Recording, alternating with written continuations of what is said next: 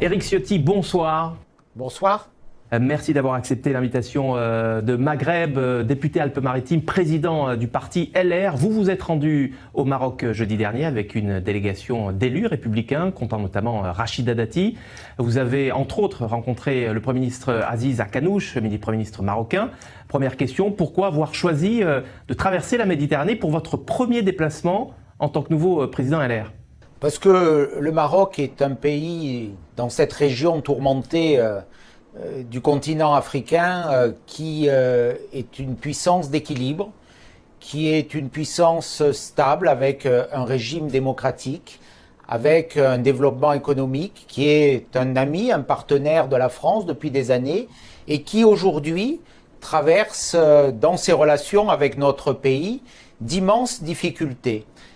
J'ai voulu évoquer avec les responsables marocains cette situation, voir ce qui était à la source aujourd'hui de ces difficultés, de ces incompréhensions, quelquefois de ces ressentiments ou de ces colères, évoquer les sujets qui intéressent à la fois la France et le Maroc et dire à nos amis marocains qu'en France, il y avait des voix qui ne se satisfaisaient pas de cette relation dégradée et que je voulais porter aussi l'expression d'une considération, d'une amitié à l'égard du Maroc. Alors depuis Rabat, vous avez décidé de prendre le contre-pied d'Emmanuel Macron en affirmant notamment, contrairement à la position officielle de la diplomatie française, que la souveraineté marocaine sur le Sahara était, je cite, indiscutable. Absolument, c'est une position qui n'est pas nouvelle, chez moi en tout cas. Je l'ai déjà exprimée il y a plusieurs mois.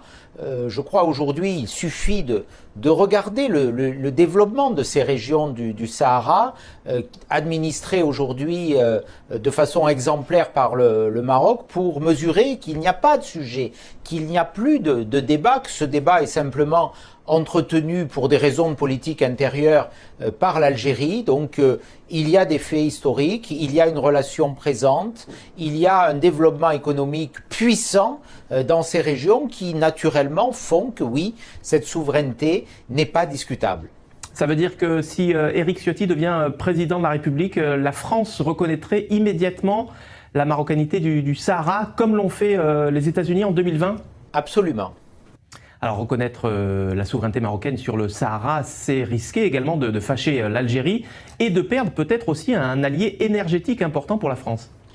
Écoutez, on a fait beaucoup de concessions à l'égard de l'Algérie et je vois que très peu de retours. J'entends et j'écoute des messages souvent très agressifs, très hostiles à l'égard de la France, malgré les gestes répétés et quelquefois déplacés qui ont été effectués vers l'Algérie. Donc aujourd'hui, oui, il y a une réalité. Cela ne veut pas dire, et je l'ai dit à mes amis marocains, que la France ne doive pas parler à l'Algérie. Bien entendu, la France doit parler à tout le monde, à tous les interlocuteurs, mais elle ne peut pas mettre sur le même plan tous nos interlocuteurs, d'autant que certains ont des postures très agressives et nourrissent des alliances avec ceux qui aujourd'hui sont nos ennemis. Lors de votre rencontre avec le chef du gouvernement marocain, Aziz Akanouch, vous avez regretté, je cite, le manque de considération de la France à l'égard du Royaume. Est-ce que vous faisiez référence à la question des visas, au voyage d'Emmanuel Macron au Maroc, mais qui s'est avéré être une arlésienne, puisqu'il est sans cesse reporté. C'est ça que vous entendiez en parlant de manque de considération ? Il y a plusieurs éléments. Il y a la participation de députés de la majorité proche du président de la République au vote d'une résolution du Parlement européen qui est une résolution stupide et inappropriée. Il y a une relation que les Marocains sentent déséquilibrée avec l'Algérie. Il y a la nécessité, et je je veux que le président de la République française entende ce message, de renouer un fil, voilà, entre des amis historiques, la France et le Maroc. Le lien ne peut pas être coupé comme il l'est depuis plusieurs mois. Donc il faut retrouver le chemin du dialogue. La France a besoin du Maroc, le Maroc a besoin de la France. Il faut refonder une relation de confiance et de partenariat qui peut être gagnant-gagnant pour les deux côtés. Alors, les médias français ont surtout retenu de leur côté de votre visite, votre appel à coopérer avec le Maroc pour limiter les flux migratoires. Pour vous, le Maroc doit jouer un rôle de tampon entre l'Afrique subsaharienne et le continent européen. Absolument. C'est ce que fait d'ailleurs le Maroc aujourd'hui, dans le cadre d'un partenariat très puissant avec l'Espagne. D'ailleurs, l'Espagne a reconnu aussi très récemment la souveraineté marocaine sur le Sahara. Il y a des relations très étroites, des brigades mixtes qui protègent la frontière. Aujourd'hui, les Marocains, sur cette route importante des flux migratoires, depuis l'Afrique subsaharienne jusqu'à l'Europe, oui, le Maroc joue ce rôle quelque part de garde-frontière de l'Europe. C'est ce qu'ils m'ont dit. Et d'ailleurs, c'est ce qu'ils ne comprennent pas quand, quelquefois, des critiques sont portées.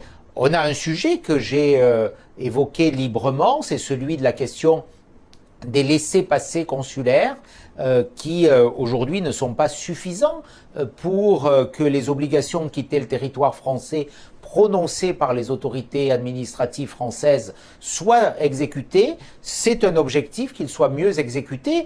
Le message qui est passé, c'était le préalable d'un rétablissement de relations plus stables avec la France. Mais rien ne serait plus faux que d'accuser les Marocains d'une forme de laxisme migratoire, en tout cas en ce qui concerne les flux qui menacent d'arriver et quelque part de submerger l'Europe. Donc là, il y a une action positive que j'ai mesurée et que je veux saluer.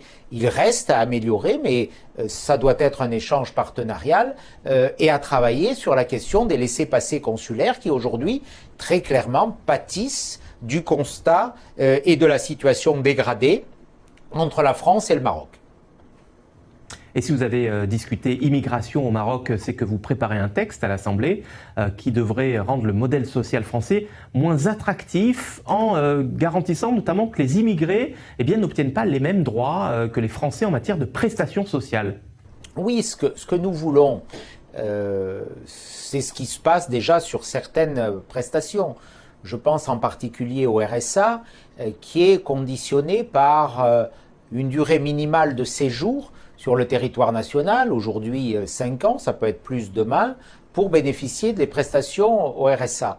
Ce n'est pas le cas, par exemple, pour les allocations familiales. Donc nous voudrions aligner le versement de ces prestations non contributives, c'est-à-dire qui ne sont pas la contrepartie de cotisation, ce qui est le cas pour ceux qui travaillent, sur une durée minimale de séjour. Il faut très clairement dire que ceux qui arrivent dès le premier jour en France ne peuvent pas avoir droit aux prestations sociales qui sont versées en France, que le modèle que nous avons aujourd'hui est trop généreux, et parce qu'il est trop généreux, il est trop attractif, et il conduit notamment, il n'y a pas que ce vecteur, mais à des records migratoires que la France subit depuis quelques années, avec un record absolu en 2022, cette arrivée de presque 500 000 étrangers en situation régulière, sans parler de ceux qui arrivent en situation irrégulière, n'est plus supportable pour notre nation.